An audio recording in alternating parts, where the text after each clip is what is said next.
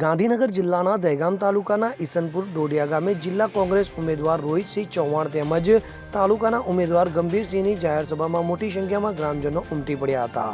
દહેગામ તાલુકાના ઈસનપુર ડોડિયા ગામે હરકજીના મુવાડા જિલ્લા સીટના કોંગ્રેસના ઉમેદવાર રોહિતસિંહ ચૌહાણનો પ્રચાર તેમના મત વિસ્તારમાં જબરજસ્ત ચાલી રહ્યો છે અને એમના ટેકેદારો રાત દિવસ એક કરીને ખૂબ જ સારી એવી મહેનત કરી રહ્યા છે અને ગામે ગામ મતદારોનો આવકાર વધી જવા પામ્યો છે, કારણ કે રોહિતસિંહ સ્વભાવે શાંત અને નિખાલસ સ્વભાવ ધરાવતા હોવાથી પ્રજાપ્રેમી હોય તેવું મતદારોને દેખાઈ આવે છે, જેથી જિલ્લાના ઉમેદવારનો ઈસનપુર ડોડિયા ગામે ગામ જાહેર સભા ગામની ભાગોળે રાખવામાં આવી હતી। ત્યારે આ જ ગામના પૂર્વ સરપંચ ગંભીરસિંહને કોંગ્રેસે તાલુકા સીટ ફાળવતા આ ગામના ગ્રામજનો ઉમેદવારો પ્રત્યે સારો પ્રેમ હોય તેવું દેખાય છે, તેથી આ સીટ ઉપરથી કોંગ્રેસના ઉમેદવારનો ભવ્ય વિજય થાય તેવું જણાઈ રહ્યું છે। તેથી મોટી સંખ્યામાં મતદારો પણ જોવા મળ્યા હતા અને તેમને રોહિતસિંહ અને તેમના ગામના ઉમેદવાર ગંભીરસિંહને જંગી બહુમતીથી જીતાડી દેવાની પૂરેપૂરી ખાતરી આપી છે। તેની સાથે સાથે રોહિતસિંહે ગામના સૌહાર્દિક વિકાસ માટે પણ સંપૂર્ણ બાંયધરી આપી હતી। તો ગ્રામજનોએ જણાવ્યું હતું કે રોહિતસિંહ તુમ આગે બઢો હમ તુમ્હારે સાથ ના નારા સાથે સમગ્ર કાર્યક્રમ કોંગ્રેસ સમર્થક બની જવા પામ્યો હતો। આ પ્રસંગે ગામના પૂર્વ સરપંચ જવાનસિંહ સોલંકી, ફૂલસિંહ તથા કોંગ્રેસના જિલ્લા પીઠ આગેવાન મંગલસિંહ તેમજ તેમાં પાલુદ્રા આગેવાન જીગુભા તેમજ જસવંતસિંહ ચૌહાણ, લીલાભાઈ રબારી, રમેશભાઈ આગેવાન અને આ જ ગામના અન્ય આગેવાનો તેમજ રોહિતસિંહના ટેકેદારો આ કાર્યક્રમમાં મોટી સંખ્યામાં ઉપસ્થિત રહેવા પામ્યા હતા। તો ગ્રામજનોએ આવેલા તમામ મહેમાનોનું ફૂલહાર પહેરાવી ભાવભીનું સ્વાગત કર્યું હતું તેમજ આ જ ગામના ઘણા વર્ષોથી સમૂહ લગ્નનું આયોજન કરનાર હિંમતસિંહ સોલંકી દ્વારા ખૂબ જ સરસ સમગ્ર આયોજન કરવામાં આવ્યું હતું। ના પ્રમાણમાં આપણે સ્થાનિક સ્વરાજની ચૂંટણી હેઠળ તાલુકા અને જિલ્લા પંચાયતના ઉમેદવારો તરીકે અમે બંને ઉમેદવારો આપના આગળ એક મતની અપેક્ષાએ વિનંતી કરવા આવ્યા છે।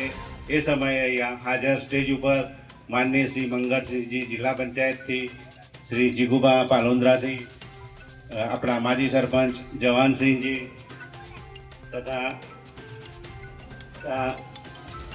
રમેશસિંહજી, સતુભા, ગામના અગ્રણીઓ, યુવાનો, મિત્રો દરેકને હું આવકારું છું। આજની સભામાં તમારો કિંમતી સમય મેળવીને અહીં આવ્યા છો એ માટે ખૂબ ખૂબ ધન્યવાદ। આપણે એક જ વિનંતી કરવાની છે કે આવનાર સમયમાં પરિવર્તનનો જે સંક્રાંત ફૂંકાયો છે એને જાળવી લઈ અને આપણા ગામમાં સંપૂર્ણ આપણને આપણો જ દીકરો તરીકે એક ઉમેદવારી ઘણા વર્ષો પછી મેં જાણ્યું કે અહીંયા તાલુકાની પંચાયત સીટની એક ટિકિટ ઈસનપુરમાં ઘણા વર્ષો પછી આવી છે। તો આજે એ ઉત્સવને તમે કેમ ઉજવશો અને અમે પણ એમના પૂરા સહયોગથી જો મળે ત્યાં પાલોન્દ્રામાંથી પણ આવેલા છે સપોર્ટ કરવા માટે, એમને હાથીજનથી પણ અંકિતભાઈ આવેલા છે સપોર્ટ કરવા માટેથી। તો અહીંયા એમને દરેક ફરતા વિસ્તારમાંથી પૂરો સહકાર મળશે અને જરૂર વિજય થશે એવી હું આશા રાખું છું। તો તમે ગામની રીતે પૂરો સહકાર એમને આપજો, પૂરો સમય કાઢીને મતદાન કરાવજો એવી વિનંતી કરું છું। બીજી વાત છે, આપણા તાલુકામાં જે પ્રશ્ન પશુપાલકોનો એક મોટો પ્રશ્ન ચાલ્યો છે એમાં કોંગ્રેસે ખૂબ સહકાર આપ્યો છે।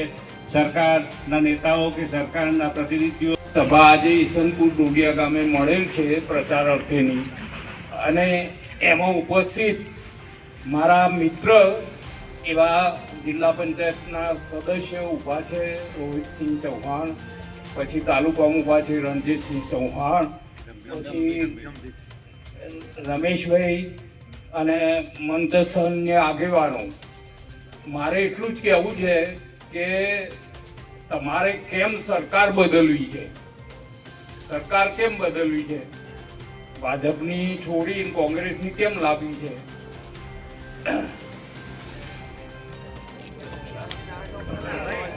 તો એનું કારણ એ કે ભાજપ હંમેશા ઉદ્યોગપતિઓ, વેપારીઓ અને એમની જ ફેવર કરી છે।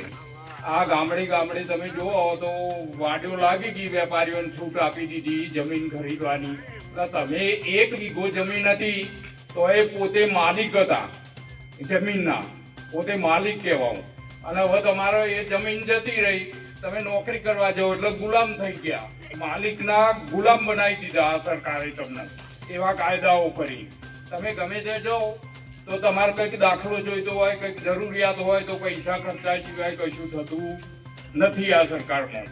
એટલે આપણને રોજગારી બી નથી મળતી અને લોકોને ખાવાના ફાફા પડી ગયા છે. અમુક વિસ્તારમાં તો અમે જઈએ છીએ તો દેખીએ છીએ. અગરસિંહ ચૌહાણ સાથે CN24 ન્યૂઝ, હરસોલી, દહેગામ. હવે જુઓ દેશ દુનિયાની તમામ ખબરો તમારી આંગળીના ટેરવે. ઉઠાવો મોબાઈલ અને ગૂગલ પ્લે સ્ટોર પરથી ડાઉનલોડ કરો અમારી CN24 ન્યૂઝ મોબાઈલ એપ.